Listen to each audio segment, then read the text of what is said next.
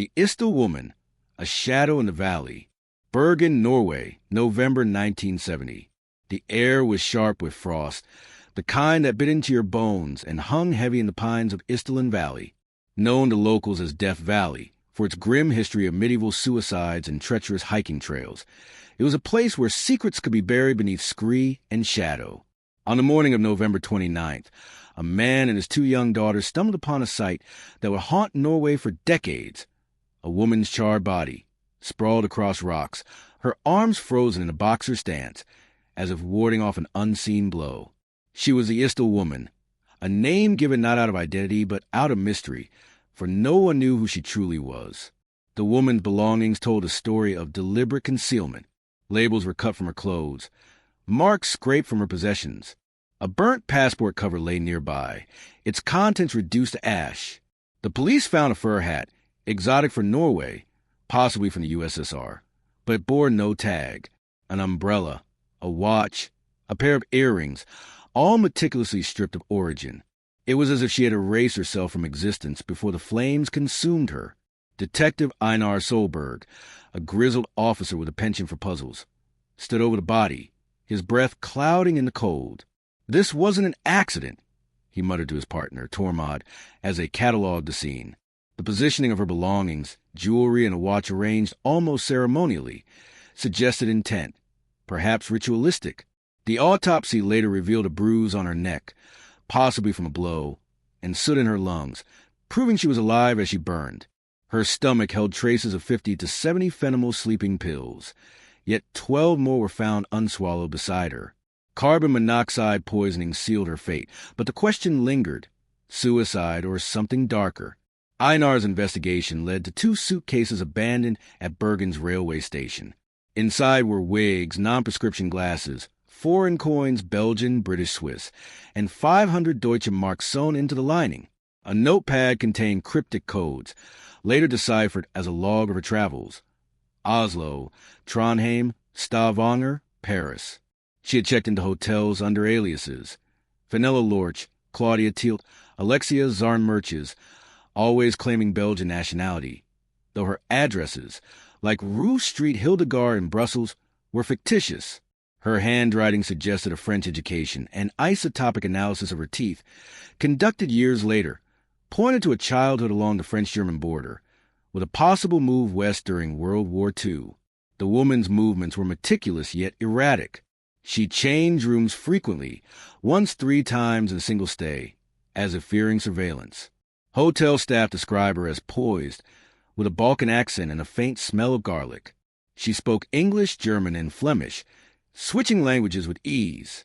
At a Stavanger shoe shop, she lingered over a pair of rubber boots, her calm demeanor noted by the salesman Rolf. She took her time, like she was weighing more than just boots, he told Einar. Those boots matched the ones found at the scene. Rumors swirled in Bergen's quiet streets. The Cold War cast a long shadow in Norway, with its strategic naval bases, was a chessboard for spies. Declassified records later revealed her travels aligned with secret trials of the Penguin missile in Stavanger. A fisherman claimed to have seen her near the testing site, watching from a distance. The Norwegian intelligence service opened a classified file, suspecting espionage. But the Bergen police were kept in the dark. She was no ordinary tourist, Einar said, poring over her coded diary. But whose side was she on? Theories abounded. Some pegged her as a Soviet agent, others an Israeli operative, given Mossad's presence in Norway. A 1973 Mossad killing in Lillehammer, mistaken for a terrorist, fueled speculation. Yet her sloppiness, multiple aliases, conspicuous behavior, didn't fit the profile of a trained spy. A 2019 tip from Forbach, France, suggested she was a sex worker, her anonymity and frequent male companions explained by a clandestine trade. A man claimed a brief romance with her, recalling her wigs and odd phone calls from abroad. But Einar in 1970 had no such leads. The case was closed as a likely suicide, a verdict he never believed. Too many pills, too little fire, he grumbled. Someone wanted her gone. In this fictional retelling, let's imagine her as Elise, a woman caught in a web of her own making. Born near the French-German border, Elise grew up in the chaos of World War II, learning to navigate borders and identities. By 1970, she was a courier for a shadowy network, not a state intelligence agency, but a private group trafficking secrets, perhaps tied to a Swiss banker like Francois Genoud, rumored to fund Palestinian causes. Elise's mission was to gather intelligence on Norway's missile tests, but her employers demanded deniability. She traveled with wigs, fake passports, and coded notes, her life a mosaic of half-truths. In Bergen, Elise checked into the St. Swithin Hotel as Fenella Lorch. She dined alone, her fur hat drawing glances. A waiter, Alvhild, noticed her unease, the way she scanned the room. That night, Elise met a man in a dark coat, their conversation hushed. He handed her a package, his accent thick with Eastern European tones. "You're late," he whispered. "They're watching." Elise's heart raced. She had sensed a tale in Stavanger, a man lingering too long near the shoe shop. Now, in Bergen, the noose was tightening. On November 24th, a hiker spotted her on Floyne's hillside, looking terrified, flanked by two men in black. She opened her mouth, perhaps to scream, but stopped herself. 5 days later, she was dead. In this story, Elise wasn't burned by her own hand. The men she met were enforcers, sent to silence her when her cover weakened. They drugged her with phenobarbital, staged a fire, and arranged her belongings to mimic a ritual, deflecting suspicion. The bruise on her neck came from their struggle, the pills a means to subdue her. Einar, decades later, sat in a Bergen cafe, now retired, the case still gnawing at him.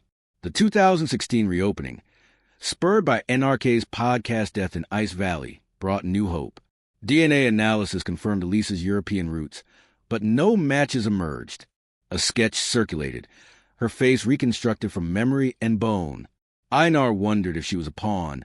Her alias is a desperate bid for freedom in a world where trust was a luxury. She was running, he thought, but not fast enough. The Isdal Woman remains a cipher, her story a tapestry of espionage, deception, and unanswered questions. Was she a spy, a courier, or a woman fleeing her past? The zinc coffin in Melendal Cemetery holds her remains, preserved for a truth that may never come. In Bergen's fog, her shadow lingers, a reminder that some mysteries are as enduring as the mountains themselves.